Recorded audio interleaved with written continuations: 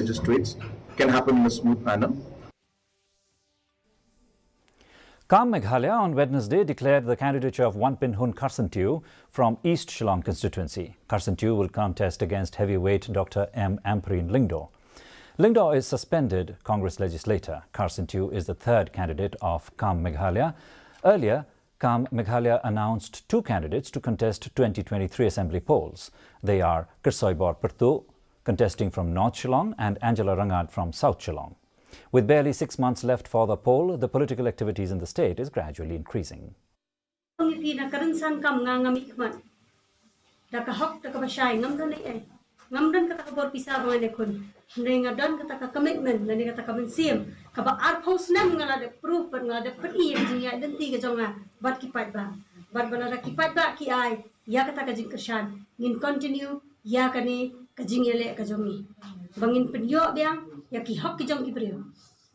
Hingin pensai sekipat ba.